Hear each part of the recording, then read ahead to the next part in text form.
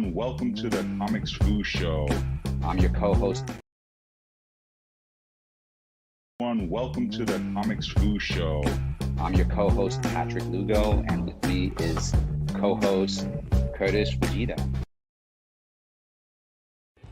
As a kid, I loved Kung Fu movies. So I went to Chinatown, trained with a wise teacher, and became a Kung Fu master. Sounds simple, right? Not really. My journey, like the study of Kung Fu, was as arduous as it was rewarding, filled with as many secrets as revelations and as much heartache as triumph. It's a defining moment in my life, and while I began studying Kung Fu to learn how to fight, what I discovered was a way to live. Martial arts never came easy to me. I was far from talented, and even farther from being the chosen one. It was only through years of tenacious perseverance that I was able to make steady progress. And so, I was surprised when my master told me that I should teach Kung Fu and share the art outside of Chinatown. I did just that and taught Kung Fu to my own students for 20 years. I always wanted to do more to share the art of Kung Fu with others, but was limited by only being able to teach those within my immediate area. What about the rest of the world?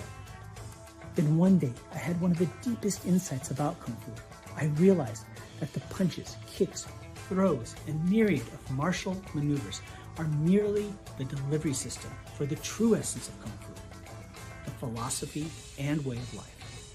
Having worked for years as a professional artist and storyteller in film, animation, video games, and comic books, I realized that I could draw upon this unique skill set to share my passion for Kung Fu with the greater world.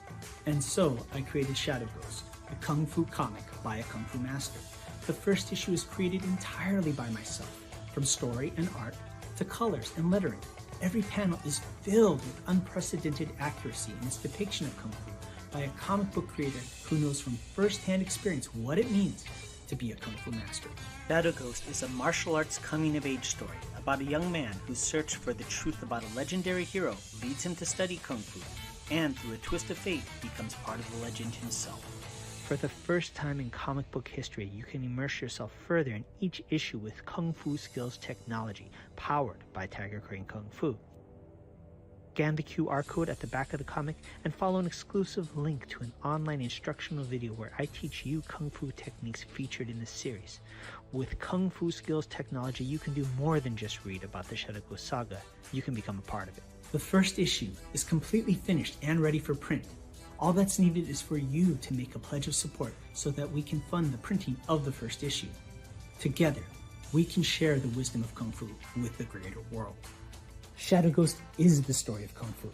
It's about the people, the art, the culture, and the philosophy. It's my story and the story of those that I've learned from, taught, fought, and loved. Join me and become part of the vibrant legacy in a place and time where we might not be the chosen one, but where we can make a choice to be part of something bigger and greater than just ourselves.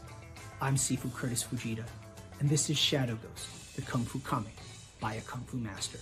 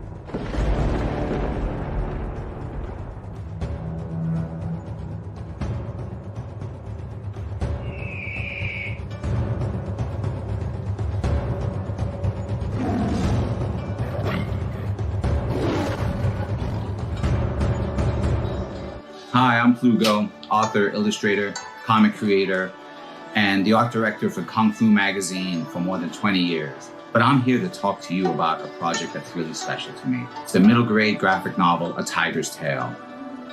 Imagine the story of tigers and dragons and martial artists and monsters.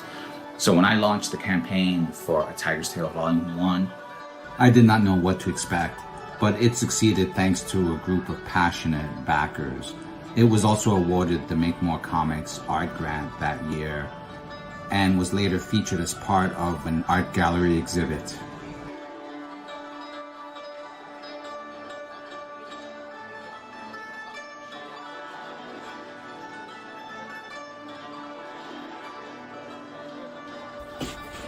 And that's why I'm coming to Kickstarter, to cover production fees, printing, copy editing, things like that. Books completed, with the exception of a few pages I've set aside for color over the course of the campaign.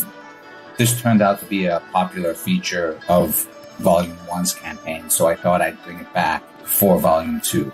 I think it's going to be great fun for everyone. Hope you'll support the campaign. I'm very excited about it. Thanks for stopping by.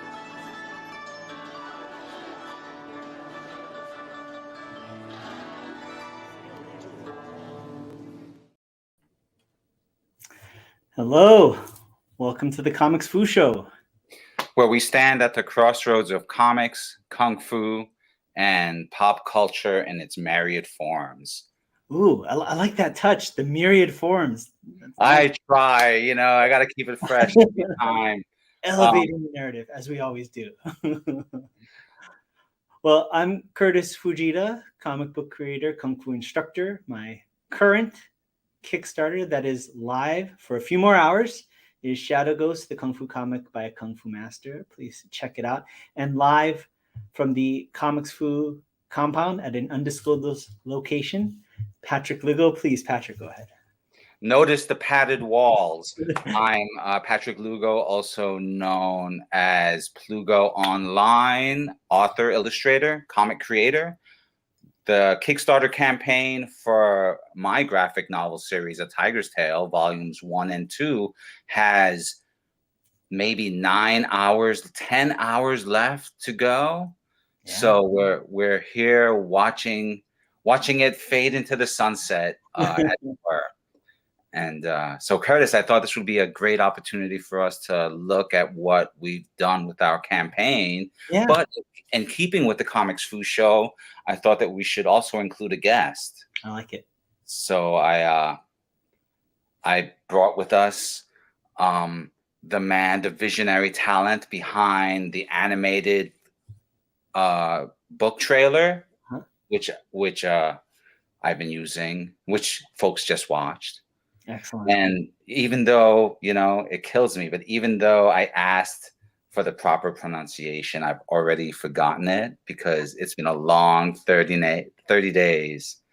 So because we're all casual here, I'll just keep things on a first name basis. And Curtis, let me introduce you to Vince from the Moving Comic Factory. Great. Comics Show. Welcome, Vince. And maybe Vince, you can clarify your full name just because we want to make sure we get the full credit where it's due. It's pronounced Vaitiekunas, but Vince V, because you can't forget that. All right. Vaitiekunas. I knew it. I just, I got a whole thing with names, Yeah, but that's cool. And us New Yorkers, we have this thing about talking normal, and sometimes it disturbs people. There you go. But yeah. Welcome to the Comics Fu Show, Vince. Thank you. Congrats, both gentlemen. Wow. Thank you. Met the mark. Hit the target. Yes. No kung fu reference there whatsoever. It's all kung fu reference here. So you got it. We chopped the block of ice. Oh, bingo! I like it. And Vince, tell everybody where you hail from, where you're joining us from. Oh, I jokingly like to use the Game of Thrones terminology that I'm north of the wall. I'm in Toronto, Canada. Nice. And it's where are we? It's 2 p.m. in the afternoon. Okay. It was great fun working on Patrick's trailer. I really wanted to just not to get too big in my cinematic ego, but I really wanted to make it into like a movie trailer for the graphic novel, and just get that vibe, that feeling, and the suspense and the what if, and at the same level that you'd watch a movie trailer for your favorite film, and hopefully that turned over, and it did. It just created a great buzz. So I'm really pleased and happy to work on that. Whoops. Sorry about that, Vince. No, no, definitely. We had. Sorry, I'm laughing because Patrick and I are always hitting the button at the same time. We're too much on the same idea at the same time. But no, I mean, it's totally successful. Love how it turned out. Mm-hmm. We actually had some people on this, some friends of mine on the show who are in animation, in a TV animation, and several of them worked on the Avatar: The Last Airbender and the current incarnations that are upcoming of Avatar, which, of course we can't talk too much about, but they actually remarked, one of them, the art director for the current Avatar work, actually said he really enjoyed the trailer. He liked it a lot. So yeah. Wow. So that's a feather in the hat. Sure is. That's great. Thank you. Yeah. Definitely. So now, how did you and Patrick, I'm curious, how did the two of you get in contact? How did the whole project come together? Patrick, you take it away. Yeah, go for it, Patrick. For me, well, okay, let's really lay it all down. This is right here. Stephanie Nina Pizzarelos was a key matchmaker in this whole scenario, right? So Stephanie and I go a ways back. We were siblings in an anthology. We also have a deep abiding love for the X-Men that goes way back into our childhood. So, we bonded on that front. But we're part of more than one comics community, and one of which is a mutual community that Vince is also a part of. And so, Comics Connection, it's called, and basically over the course of getting to know that community, right? When one shows up to a party, one usually hangs out with their friends first and then moves into the party to mingle.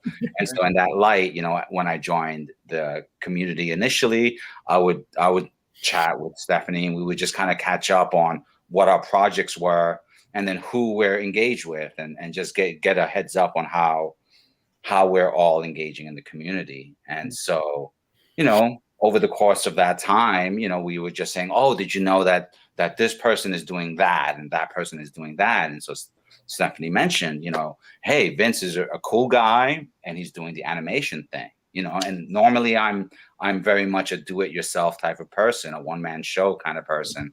But considering the ambition for the campaign, I was like, I can't try and organize the campaign and animate my own trailer. So I need someone who I can trust, someone who I think I can just, work with, and so Stephanie was just like, you can trust Vince, and so I talked to him, and we just kind of I felt things out. I sent Vince my ARCs, my early reader copies of Volume 1 and Volume 2, and it was just like, here's the pitch package so you can get an overview, and here's all the stuff so you can just see what it's about. And then you let me know if you think that you could do something with it. So that's pretty much how it started. That's great. It was also the story, because I wanted to know what, the gist of the story is, and the cliffhanger and challenges and surrounding the main character. And so we bounce back and forth with a mini screenplay, if you will, right? Like a storyboard, because that was always from the get-go in the back of my head, is if your own audience, your own backers who love your stuff, as well as anybody new hitting play, that they see this for the first time and that they enjoy what they see, but they're also enjoying the story, right? So there is suspense, there's challenges, there's battles, there's all of this juicy stuff, and that really had to come across. It just wasn't just this sort of display of, here's my art, this is what it's about, but just add that edge to it. That was super important. So it wasn't just the titles plus the music, which we went over back and forth and all that good stuff. So that was really satisfying to do. Oh, definitely. Oh, there you go. Teamwork. Yeah, definitely. Yeah, I mean, that's something that we've all been taking a crash course in, in this new economy, but also in these creative endeavors, looking at how to like with Curtis and I and with the Comics Foo Show, like the decision to push things forward, I guess, in tandem. Definitely. And I think it's also be aware of momentum, like when there's that spark when to strike. It's like the whole Comics Foo thing just started with Patrick reaching out to me saying something like, hey, when COVID's over, we should do a panel at a Comic-Con and a Comic-Con, And it was like, well, why wait? So it was supposed to be just like a one-time panel. And then we started getting into editing it. The original version of the Comics Foo Show took us like weeks to edit a single episode. It was so dense, But yeah, no, definitely, it's and I'm starting to notice a trend. A lot of people that have a successful project, Patrick Lugo, somewhere there in the mix. It seems like Patrick's becoming the linchpin of the community, which is great. Incidentally, speaking of successful projects, right? The campaign for UE Comics, just say the manga that we featured, did reach their 100% mark with $1 extra. Nice.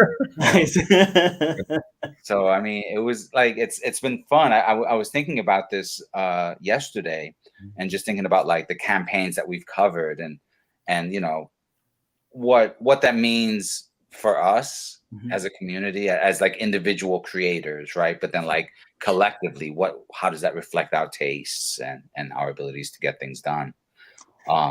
Definitely. I had a great surprise on Monday also, because Kickstarter Reads featured A Tiger's Tail as their project of the day. So nice. That kind of, on what with 30 hours to go on the campaign, like spotlight. So that was an unexpected boon. That's great. Yeah. Those are satisfying things when they come out of the blue. Definitely. And so, Vince, were you originally a comic book person, animation person? Same thing, same time? Like, I'd be curious to hear your development as a creator a little bit. It's funny because you go kind of full circle. I start off as cartooning and comics, and unlike a lot of others, animation it just seems to be like the caboose to like if you're cartooning or something like that. And when I started, oh my gosh, in the late 80s, I just dated myself there. To get a regular job, I needed to get an animation job. The industry was completely different then. It's completely flat now. Here we are, remote, doing all this amazing. None of this stuff existed. It was print, and it was putting your stuff in the mail and hoping for a reply in 8 weeks. So yeah, I freelanced for newspapers as an editorial illustrator and comic artist. But my day job was first in classical animation, and then in the early 90s, it went into digital animation and special effects and stuff like that. So that was, and then I ended up teaching it, for Pete's sakes. Yeah. And then my first love is like heavy metal magazine, going to the comics store, sitting down and going into another universe. So I in the last few years, I've gone full circle in coming back to that, sequential art and wacky stories and all that good stuff. So I've had those two trajectories, I guess you could say. Yeah. And now especially since the pandemic and all this remote industry and all the stuff that's like digital comics, and it's so overwhelming in a good way, I guess. I've been, the door's completely open. There's no knocking on the editor. There's still that relationship, but there's like all of this. Yeah. You guys have done it. I mean, you are your own Stan Lee, so to speak. So. No, definitely. I mean, it's like Patrick and I think everybody that's kind of in the indie scene is of the same mind at a certain level. It's like there's you get to be your own press agent, you get to be your own marketing team, and that's a great advantage. The disadvantage is you're also your own press agent, you're your own marketing team. Oh, yeah. You know? Yeah. So I mean that's the skill. I almost feel like, and I think so many, probably some of the younger people out there probably already mastering that to some degree. But I almost feel like to be a professional artist going forwards from this point on, that's part of the skill set. It's not just the drawing. It's that whole side of things, And when I went to art school, there really wasn't even that much learning about how to interface with people. Like I always laugh. The first one I had an interview at one job, and they said, "Well, where do you video game company? Where do you see?" The art director asked me, "Where do you see yourself? Where do you want to see yourself in like 5 to 10 years?" And I said, "I'd like to be an art director." Big mistake. You really don't want to say that to an art director when they're yeah. Oh, you want my job, do you? Yeah, exactly. It's like I'll make your life hell. Yeah, exactly. It's like so those kind of things, right? You like, why aren't they calling me back? And like after time you learn, but these are all the equation, right? It's not enough just to draw, Yeah. Big changes, just incredible, all of those things are kind of cool, especially if you're a creative like Patrick, you do it yourself kind of person.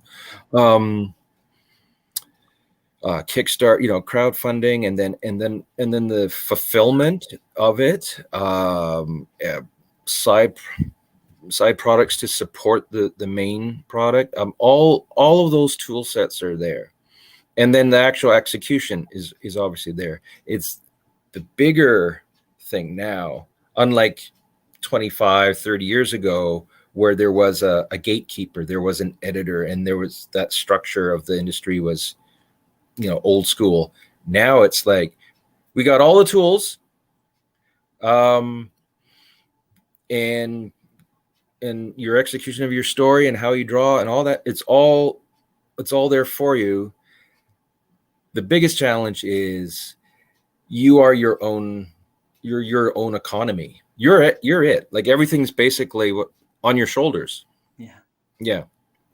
No, definitely. And I think that's why it's good to team up with like-minded people. Patrick and I have known each other for a little while now. Mm-hmm. And I wasn't too sure when I was going to get my book out the gates. I kind of wanted to take my time and create this marketing material and this. And Patrick came to me, and Patrick's like, "Hey, in like a month or two, I'm going to release mine. Do you want to be my co-campaign?" I was like, "Oh, this sounds really good, but I really want to produce this and this." But there's that momentum, right? So it's like, all right, let's team up. Let's do this. And I mean, just kind of breaking down our campaign, just one thing I think we did really well is we managed to be autonomous in terms of how we presented ourselves in our campaigns, but we crossed over at the right time in the right place and supported each other. And it was very natural. I don't think there was, as far as I'm aware, I don't think that there was any point where it was like, "Hey, Patrick, you're hogging the spotlight," or "Hey, Patrick, you're not sharing my thing," or that we really, there was an equilibrium, right? I mean, I'd be curious, now that the campaign's winding down, what your thoughts are, Patrick? How that whole I mean, I think it was really interesting that we were like, it's a phrase that I'm really becoming enamored with because I realize how much I do it, but it's like building the vehicle while driving it. I love it. I love it. And so we were like, because when I reached out, we were still like, I had done some math in terms of what, how many times I could delay my campaign, right? There's an alternate reality out there where my campaign took place in August of 2022, right? So, but what's the other saying? Why it's steam engines when it's steam engines time, So it's so things were lining up for Lunar New Year, and even then we were still kind of shuffling around different possibilities. There was thoughts of maybe me doing a shorter campaign, like 2 or 3 week campaign, and then handing the baton off to you, and then you doing a 2 or 3 week campaign. So I think it was that sense of us constantly checking in and just kind of figuring out, this is what we have that we are certain with, and this is what we're working towards. That kind of, kept things pretty balanced out. And then there was the whole, I can't get to this thumbnail. Can you get that to that thumbnail? Or those little things like that, where it was just not, the stakes weren't so high that if a ball was dropped, the whole thing would collapse, right? Like any balls that were dropped were like, oh, that's just one extra ping pong ball in this whole pachinko machine. Nice reference. I like that. Yeah, totally. I think it's like leaning into what your strengths are and leaning into what your weaknesses are, kind of thing. It's like, pre-COVID, I had a physical location for my kung fu school, and we were this small, like boutique, you could say, martial arts school, because it's very old school kung fu. It wasn't commercial. There was no belt system. There was all these things. And the other person, one of the other big schools in the community was a huge taekwondo school. I mean, they basically had almost like a gymnasium. They had their own coffee shop. They had their own shuttle service that picked up kids from I'm not advertising for them, by the way, but they had a lot of amenities. Let's put it that way. And we would go on these parades where everybody would do demonstrations for the community. And I mean, it looked like military. They had like 50 people all doing techniques at the same time. And here we were like 8 people max, It's like, how are we going to compete to that? So at one point I realized, I said, we got to be more complex and do things that a big group can't do. So we created this really intricate choreography that you couldn't do in a big group, where people were moving between each other. And it was almost like a hip hop dance crew, like to that level of complexity. And I kind of get that same vibe. I'd be curious to your folks' take on it, but I kind of get that same vibe with the crowdfunding campaign in the indie scene. It's like, we're not this big behemoth. We don't have a huge marketing team. But I think the fact that we embrace that, and it's Patrick talking to the camera, it's me talking to the camera, it's us right here, the people that are orchestrated it talking. There's a sincerity in that you don't get from that big industrial machine, that's my thoughts. I don't know what your folks' take on it is, but that's kind of, I think, interesting. I would use like the word intimacy also, right? There's like an intimacy to the fact that, I'm tweeting right now. Well, not right now, but earlier I was tweeting, hey, I'm going to be live right now. It wasn't my assistant, and it wasn't like an automated thing. Like I'm still using automations where I can, Sure. I'm sure we all are, but it's just that sense of like, I don't know if it's my brand. I don't know if I want it to be my brand, but the typo slipped through, right? And that's a signifier that shows, there's no copy editor. It's me getting it out there. And if autocorrect intercepts me, then that's just part of the charm, right? But then by the same token, I know that I'm going to want to hire an editor to make sure that as few of the typos get through as possible, right? Like you did things differently in that you made sure all of your I's were dotted, or all of your I's were crossed and your T's were dotted before you even started the campaign. Yeah. That's like, I think in the same way that the improvisational aspect of the campaign reflects my artistic approach, the methodical aspects of your campaign reflect your methodology, like that you had advanced reader copies that you could send to people so that when you showed up as a guest, they had the copy of your I had a copy of your comic when we were talking to people, like, so whereas for me, it's a little bit more, I don't know, in the mix. I mean, like with Vince, I didn't really storyboard our trailer out. I just gave him like a list of bullet points, and it was like this, these are my title cards. So title card, this is the scene, next one. And then he had to kind of interpret what I was saying, and then also incorporate what he had observed from the graphic novel to kind of make it more of a coherent thing that he could then feed back to me, and then we got to deconstruct it at the comic book school, right? Which was something that Vince pulled together, which was another example of how, like, finding the right people creates more than just one result, But Vince, maybe you can kind of enlighten Curtis. I know Curtis saw, I don't know if you saw the episode, but you knew that I was going off somewhere else. I knew you were going on. I apologize. I didn't get the chance to check it out. So I'd be kind of curious to hear about that process. Yeah, it's up there. If it's on YouTube channel, Comic Book School, headed by Buddy Scalera, Marvel writer and a past writer with Wizard magazine back in the day. Patrick and I, we hopped on and did a deconstruction of the trailer of how things were done technically. broke it down. That was cool. That was really, really cool. I was just thinking, listening to you guys, it's like now with comics or graphic novels and the stories that you're telling, it's like a microcosm of a culture that you're creating. So revolving around kung fu and the tiger's tail, for instance, it's that storyline and the audience that likes that and wants to feed. That's really, it's like the little sort of microcosm of a I guess a culture that you're creating, right? So yeah, as for the comic book school, that was how did I do it kind of interview for the most part, with screenshots and technical stuff. So that was fun. Nice. I really like when I watch it that you didn't just take the panels verbatim and then just do like a straight motion graphic, you know. Yeah. I like the decisions to kind of skew it and give a little bit of perspective on certain angles.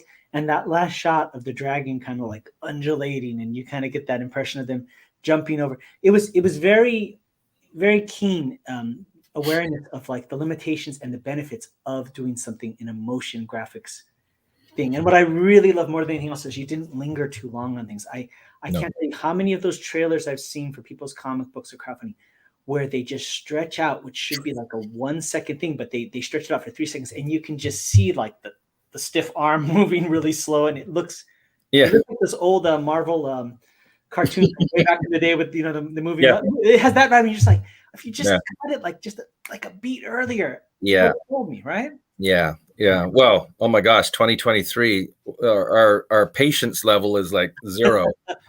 As well as our attention spans. My goodness. So and that's the beauty like of that, if we're going to like talking motion comics, is that Patrick's finished art is what I animated. So it's not like single cell Nickelodeon animation, et cetera. It's the animation of a static image that has some deformity, like the lightning god. I had so much fun giving him his evil grin and stuff like that. So you can do that, and there's charm to that.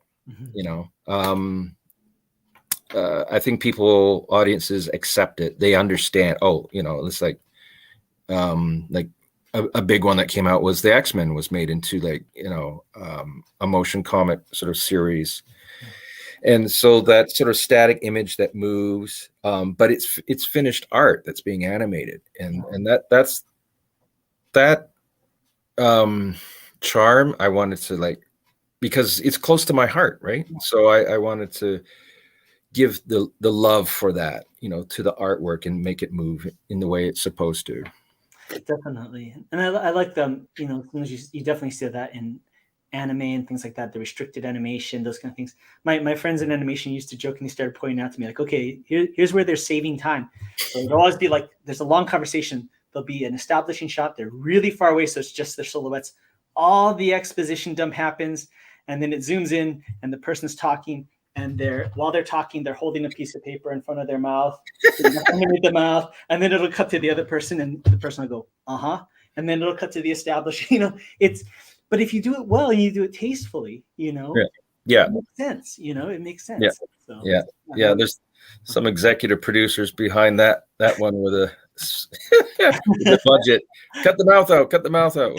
We'll save a day. Yeah. Exactly. It's 2020. Give them all masks. Oh yeah. Exactly. Oh my gosh. You just have the mask. You just need the mask to move around like that a little bit. Yeah. There you go. Just jiggle it a little. COVID productions. Yeah. Yeah. Definitely. Well, I don't know. I'd be, not to go too far off the beam path, but because I definitely think COVID and the whole scenario shifted so much. As a creator, as horrible as it was, personally, but as a creator, I felt very liberated by everybody getting the reset button for me and having to adapt to this kind of new situation. I feel like there was a lot more opportunities as a creator, both to get your work seen because of that whole scenario. So it's interesting. There's this, I think part of being an artist is being resilient, right? And adapting, so. Yeah. Like what we're doing right now would not have crossed my brain cells in 2017 as much. I know it's been around, but it's now, it's part of the course, right? It used to be kind of like, I don't know, exclusive or something. But now it's just, this is it. This is how we get to the world remotely, I guess. Definitely. And I think the fact that everybody had adapted the technology, like Patrick and I joked, we're doing our crowdfunding, and it's like, maybe it's an older relative or something, like, oh, I want to help out. Like, okay, well, you go to this page and you sign up, like, oh, internet, like bad, like, like I don't, they could steal my identity. Like, I have to put my name in there. It's like, could I just send you a check, or, but the thing about Zoom is, and StreamYard and all these things, is people were kind of forced into this. So now it's not a big deal to ask somebody, hey, just jump on a Zoom call with me, or jump on StreamYard. Everybody is fairly familiar, right? Yeah. So. Yeah, the culture has shifted just enough to make these things normal, and then at the same time, like the need to, like, for more connections, right? For more opportunities, right? Because there's so much shifting around, so much economic there's the economic hardship, there's the economic opportunity. There's just like I mean, it's that weird thing, like there's stuff, the growing pains of a new economy, right? Whether it's like there's the side of it that's all the stuff that we can now get shipped to our home, but then there's the side of it is now we can ship our products directly to our backers too, it's things have been leveled off. It's no longer like the hierarchy is flattening. So like there's that the hierarchy of, there's the publisher on top, there's the editor that works under the publisher, and then there's the assistant editor, and then it works its way down to the freelance whomever, but now it's like, if I want an editor, I can find an editor who's got real experience, but it's a more of a peer-to-peer endeavor, and the same, finding a director, I need to find an animator. So now it's not like me going to an animation studio and having to go up that whole hierarchy. I can just go peer-to-peer and find someone to work with, to work on that thing together, and then move on from there. Yeah, and I've heard repeatedly from friends in animation, friends in comic books, like people at DC, people in TV animation, that are people that are trying to be showrunners or they're pitching a series. Studios, even I heard even DC, will not even consider your portfolio unless they know you're following online. They want you to bring your following to the table. That's part of the bag. It doesn't, the ability is one thing, but they want you to bring your audience. So that responsibility and that aspect is kind of important, I mean, I was shocked when I heard that from DC. I heard that they won't even look at you unless they know what your following is. So it's a thing. It's the same in the books, right? Like with the consolidation of the big publishers, and now it's like the level of busyness that every editor and every agent has. That it's just part of the equation. That I hear people who are going to say, I just finished my manuscript, now to find an agent. And it's like, yes, that's great, but finding an agent is a whole other full-time job. And also on the subject of finished manuscripts, I got a message from our guest, from one of our Comics Fu guests, JJ Arsenal. Nice. We had an Ask the Kung Fu Master session a couple of Sundays ago. So his manuscript is done. Nice. He finished his novel. He gave me the stats, 800,000 words, like the whole, I could look it up, but I'll spare you that. But it's just like the breakdown, something that you couldn't do if you were writing your novel on a typewriter. He had the number of words, paragraphs, individual characters all blocked out. Definitely. In a story comic. Yes. Barney, he is one of our wuxia warriors. He stepped up, and he was also a guest on the Comics Fu show on one of our wuxia Wednesdays. Excellent. Good to see you. We got into a whole discussion about drunken style kung fu, which is the choice of martial art when it's time to. I started a little bit of his work. Nice. And, it'll be fun to transform him as well into one of our worthy wuxia warriors. Excellent. Yeah. Cool. Well, actually, it's funny because I know we could go for. We're actually starting to wind down our time on the show, as well as our. I guess this will be more or less our final video for of season 2, right, Patrick? Which would be right. This is like the denouement, right? Like we had the big epic episode, like how in Game of Thrones all the big executions happen on the episode before the final episode, right? So that was our Jeff Darrow interview, I think, where we stayed up extra late. So that we let's pull back the curtain on that, because that was a war story. I think we should tell our war story. Let's do it. Go ahead, Curtis. I want to hear it from your perspective, because I feel not all this glamorous life of a crowdfunding comic book creator. Don't misunderstand. Don't look at my fine threads and my amazing house and think that it's all just smiles and giggles over here. It's hard work. So we were Patrick hooked up the interview with Jeff Darrow, and if you don't know who he is, look him up, because one of the most, I would say, one of the greatest comic book artists ever, amazing creative minds out there. So I was a little nervous. I was excited. So we went ahead. We talked with him. The whole interview was about 2 hours. We were up until 1 or 2 in the morning, Patrick. Yeah, about 1:45 thereabouts. Because he's in Paris. So that was a whole thing to finagle. And then after the fact, we wanted to get the episode out. We got a little casual with the talk. I got a little loose lip with the talk, so we had fun, but some of it wasn't meant for prime time. Let's just put it that way. So, well, the thing is that we were in after dark mode, right? We were. We do our Comics Foo shows after dark, and we tend to schedule our more freewheeling friends to show up in the evening. Definitely. And the conversations go a little wild. So that kind of happened a little bit that night, and then we had the big show, the big recording with him. Yeah, I mean, we were all pumped.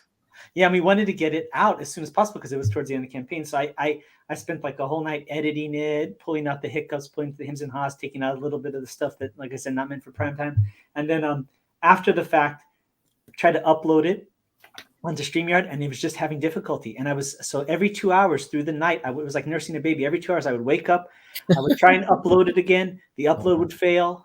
And I told Patrick, I said, this should be easy, but it's not going to be, because I know how things go. And I wake up another 2 hours. There was another issue. So this went through the night, completely deprived of sleep. Then the morning that we're supposed to show it, it still hasn't uploaded. And I have to go to my day job. So I go to my day job. I'm calling Patrick while I'm driving. I'm going to upload it. And then I'm going to upload it to the server. Then you can upload it to the live stream.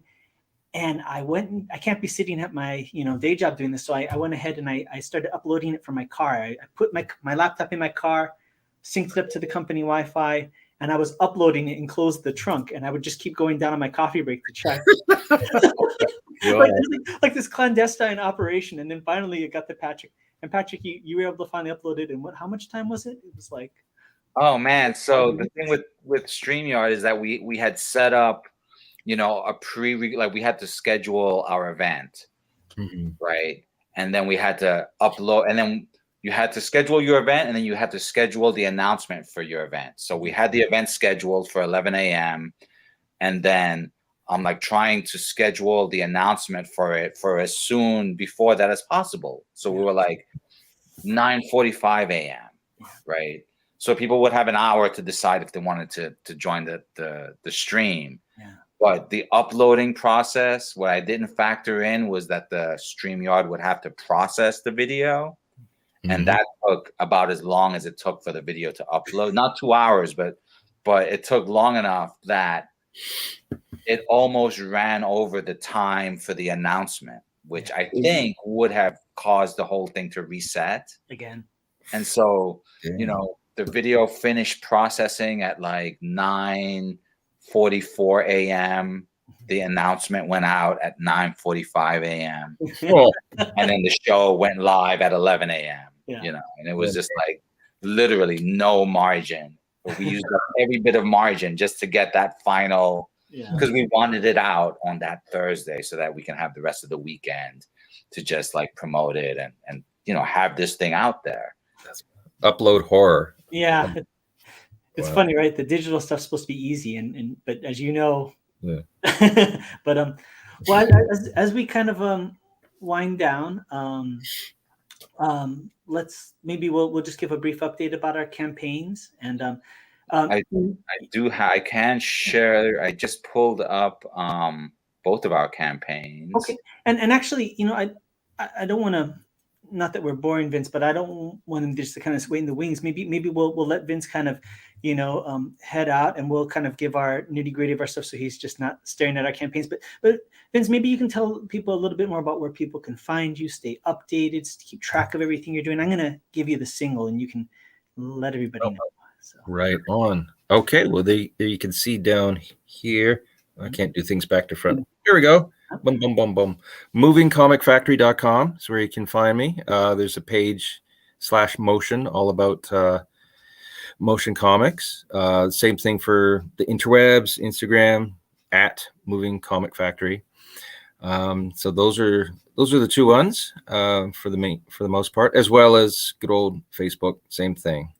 And yeah, that's about it for now. That's where you can find me. Excellent. So why should people reach out to you, Vince? What kind of projects do you want them to come to you for? I do not take prisoners when it comes to the narrative of the storyline. If it's comic related, I already love it. I don't care. I just want to bring comics to life and tell the story that needs to be told to support the campaign in the style, even in the style of animation that fits the artwork. So like Curtis, what you said earlier about that really drawn out, painful pan, there won't be any of that. No. Excellent. Well, on a side note, I'm part of Comics Connection. I've just been going crazy doing all this work, and so I haven't connected with the Comics Connection. But post launch, I hope to see you and everyly there, and kind of get the community. He's been kind of a shadow ghost. Exactly. Nice, on brand. Well, excellent, Vince. Well, thank you so much for coming in. Tremendous work. Really enjoy it. Thank you. Thanks, guys. Thank you. I'll catch you Wednesday evening at Comics Connection. You got it. Same bat channel. You got it. Take care. Cheers. Bye. Thanks, Vince. Take care. Excellent. Look, that was fun. That was fun to kind of peel back the curtain and chit chat and get a little. I know. I was half thinking that it would be charts and stuff. Spreadsheets. Oh, man, I don't have any charts ready. Yeah. But I do have your Kickstarter campaign on another tab. Let's check it out. We'll go over a final look at it.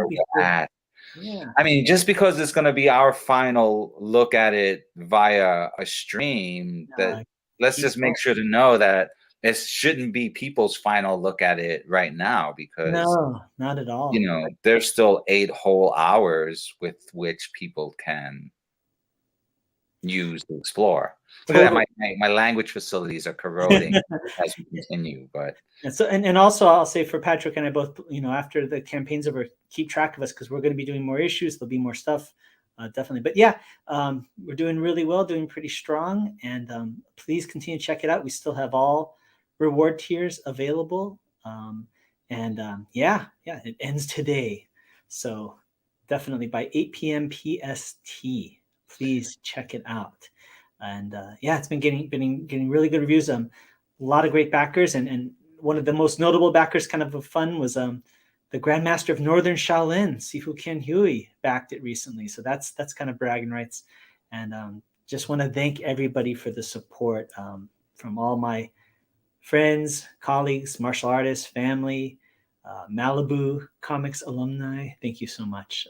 Please check it out. Definitely. Yeah. I mean, Curtis, you did such a great job. So like, what you call it? Just looking at your campaign, like the fact that you put a graphic that says ends today. It's like, I wanted to get the. You know what I found, Patrick, is it's that follow through is everything. It's like I can't tell you how many people go, it's still going, or do I have time, or I forgot, So I think that's a huge thing. If anybody's doing a campaign, is just not being afraid to have that messaging that you're counting down that we have this much time. Don't forget this. Don't forget that.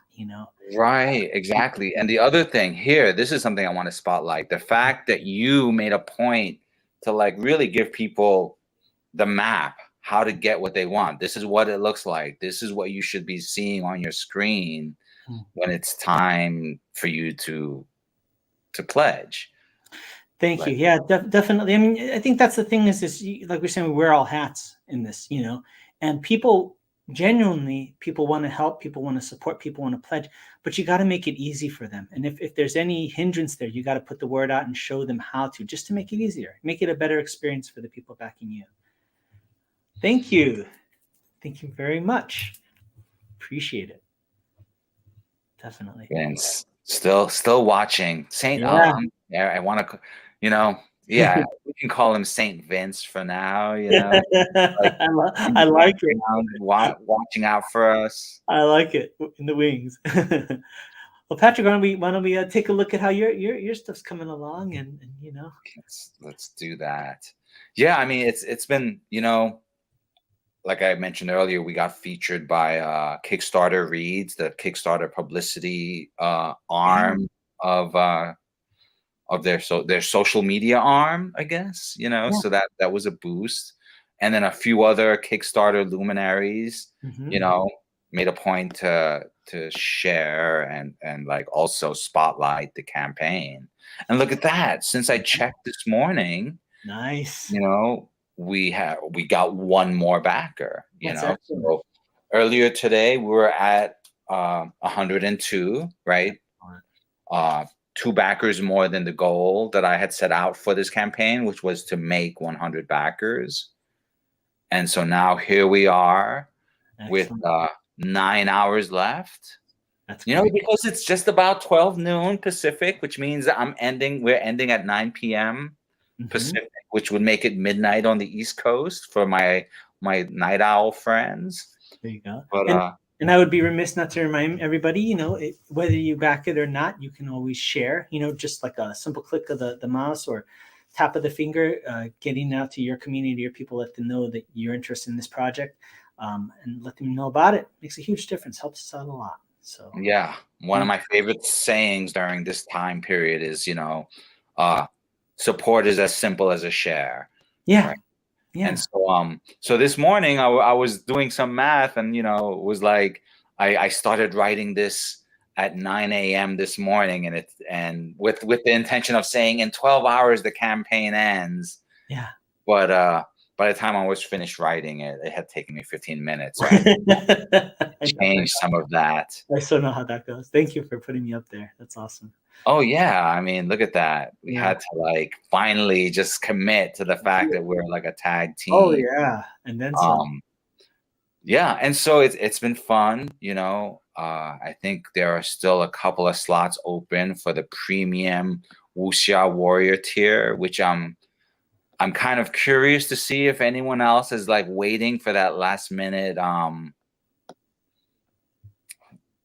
inspiration. Yeah. And to which I would say, don't wait, because life happens, things happen. If it's something you're interested in, go for it now. Yeah, I know. You can get that, and you can get a phone call that'll distract you. So you have 9 hours. Look at this, all gone, right? The sketch variants are gone. The I met with the person who chose to monsterize themselves. Nice. And there's a whole other story about that's like they belong to a whole other fandom that I'm a part of. And so it was great to see that crossover happen. And I found out that the reason why it happened was that he was randomly Googling my name because he wanted to reach out to commission me to do some artwork for like a fan video he's working on. Nice. So I'm excited to kind of pursue that. That's great. But the thing is that the first thing that popped up was the campaign. And then he noticed the Monsterize Yourself tier, which had only been up for like a half hour or a day, I'd say. And so he snatched it up, and so it's been great. But if we take a quick look, 3 backers have taken the Wuxia Warrior tier. Nice. And then 2 backers. So that means I have 5 wuxia warriors when I was originally going for 8. Excellent. Right. I was gonna say I'm gonna do 8 wuxia war. I scheduled for 8 wuxia warriors, and so far 5 of them are in. Lex, thank you so much for being a part of it. Lex Fajardo, the creator of Kid Beowulf, was also like backer number 50. Excellent. For the campaign, and yeah, it's great to see him. Very cool. It's great to see folks showing up for the party. This is yes, awesome. Yes. Thanks for joining us. Great. Yeah. Well, on a side note, I was gonna commend you, Patrick. I kind of said it off air, but I figured you gotta, as they say, you gotta give the flowers. So I gotta give credit where it's due. Really fun ride. Really happy that you reached out to me about us kind of being co-campaign runners. Seriously, probably one of the highlights of collaborating with somebody creatively. It's very rare that you find somebody that you're kind of on the exact same wavelength and also has the same work ethic. And for anybody out there professionally, just Patrick is a workhorse. He's a workhorse. He'll work really hard. I mean, he really cares, about all the nitty gritty details. And really, I would say campaign would be one of the best decisions I could have made about this campaign. So my hat that's not on me is off to you. So thank you so much, Patrick. Really, just absolute pleasure. Really enjoyed it. Oh, it's been a wild ride. It's been like an adventure and like an action movie in a way. Like the whole thing of like recognizing where you're strong and then recognizing where you're not as strong and then admitting that, okay, well, I thought I was strong at this, but maybe Vince is actually stronger, so let me get him. That whole thing of trying to maximize every aspect, and then also being keenly aware. I don't know if this is the case with you, Curtis, but I spent a whole chunk of yesterday just running down my list of the things that I should have done, or that I could have done, or that I wanted to also include. I wanted to do this, that, and the other thing for the campaign. I wanted to edit this, that, and the other thing. And just looking at even though we produced 30 plus hours of live streams, thinking that I still wanted another couple of hours of edited footage or something else, No, totally. I never got to the Ninja Star video. I wanted to so bad. I think the big realization, right, is so much of this isn't just this campaign. I can't tell you how many people supported that. Some people that I knew, that I had relationships with, that knew me from other places, and realizing that I was campaigning years ago when I had these experiences with people or these relationships or these kind of things, So I think that just extends forward to the next campaign or what have you. But I definitely, the funny thing was that, Patrick knows me, man, I like to plan really far ahead. But it got to the point where when I was first learning how to spar and kind of get principles down in fighting, I had a friend, and I know his daughter now, but so shout out to Fred Kaluka. He was a really good fighter, really good martial arts and really good fighter. And he taught me this concept that it's almost like there's a veil in front of you, right? So like this is the range of your hands and there's a veil in front. And it gets to the point where things get so heavy in a fight that you can't think about what's over here, what's over there. You just think about what has pierced this curtain, this veil of your structure, and you deal with that.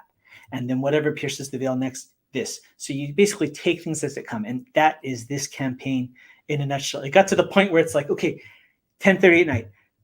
Forget about 2 days from now. What do I need to get done for tomorrow morning? And that will buy me time to get ready for the next day. And that's what it's that spinning plates kind of thing. And I finally got to that point where it was like, all I can see is what's in the next 5 or 6 hours, right? Exactly. Like writing the update. I had to let go of emailing my newsletter subscribers because I'm remote. And so that's the thing I should tell everyone is I'm not at my home base, right? I'm at the secret Comics Group compound, which will, reveal its location after this whole stream's over.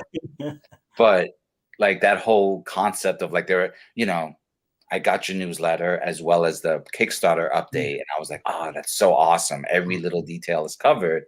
And I'm looking around and being like, man, that I was supposed to write those newsletters probably on Saturday, right? That's what my coach would have said, right? Write your newsletter, step away from it, come back another day, read it, make sure there are no typos, step away from it, and then send it, Yeah. you know? And it's like, no, I'm like sending it. I'm writing it now. I'll send it in 15 minutes and I'll cross my fingers that people understand what I'm trying to say. No, So I'm totally with you. You know, you just do the best you can. But yeah, just I guess we'll close out here. This is not the end of the Comics Foo Show. This isn't the end of A Tiger's Tale or Shadow Ghost, right, Patrick? We have much more in store. we have so much in the works, right? This is just us kind of putting the stop to actually doing the live streams for a little while, and really, you know, putting the drum down, right? So we're kind of wrapping up that drum beat and just letting folks know that there's still 9 hours to go and support the campaign. Definitely. Share this video, stay till after the credits so that you can see what I'll be doing as soon as we sign off. And I think it's important. I want everyone to share that the reasoning why I have the different background than my usual one. Definitely. Yeah. So, you know, we're continuing to have things out there. Please keep checking it out. You know, our campaigns are live still, and I'm going to keep going with it. And thanks again to Vince. Yes. Thank you, Vince. But also a quick note, like and subscribe for future Shadow Ghost updates, right? The same is true here. Mm-hmm. Subscribe to our newsletters so that you can keep in the loop with all of the things that we're building. The campaign was only just the initial opening act to our endeavors. And so we want you all to be a part of it. Definitely. And more Comics Foo Show in the future. You know, just big thanks to everybody. Shout out to everybody that helped out. Big shout out to Pops Van Zandt. Thank you, Pops, for being so supportive. Shout out to Pops. Yeah. Shout out to the crew from Dark Horse Comics who really had our back and helping make something special happen. Yeah. And shout out to, you know, our 20 plus friends and guests, new friends and old who joined us for the Comics Foo Show. I mean, I want each one of them to come back and update us on what they're doing, because they're creative powerhouses, all of them. It's amazing. Absolutely. And there's so many. I would say my family, because I have Kung Fu family, I have comic book family, I have all different friends, all these people. But thanks to everybody who has been backing and will be backing our campaign over the next 8 to 9 hours for both of our projects. So thank you. That's right. Let's see if I can get to 111 backers in 9 hours. Wouldn't that be right? Let's do it. So without further ado, we'll be signing off for now, but keep us in your minds. Check out our campaigns and keep an eye out for us. More to come. Watch for some updates on the social media and stuff, because we might not be here in front of you, but we're still looking at our campaigns, and we'll let you know what's happening with them. All right. Well, everybody, I'll let Patrick cue everything, but thank you so much. We'll catch you next time. 8 hours to go, 9 hours to go. Check it out.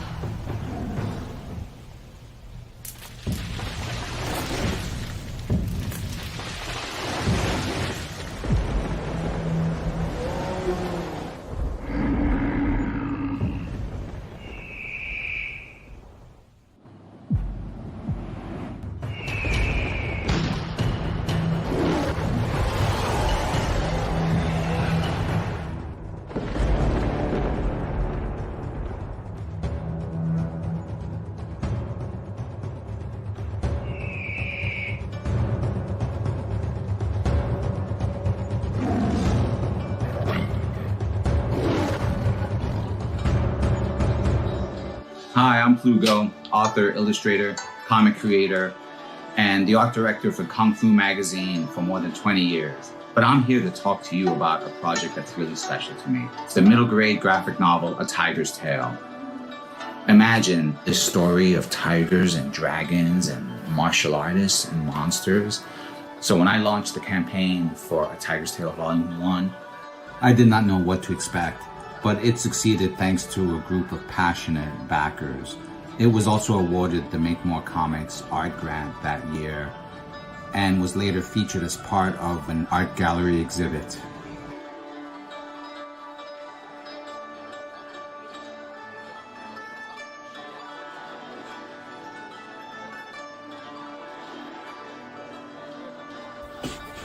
And that's why I'm coming to Kickstarter, to cover production fees, printing, copy editing, things like that.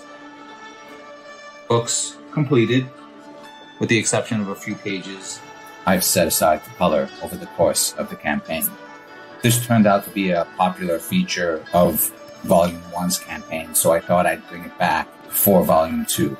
I think it's going to be great fun for everyone. Hope you'll support the campaign. I'm very excited about it. Thanks for stopping by.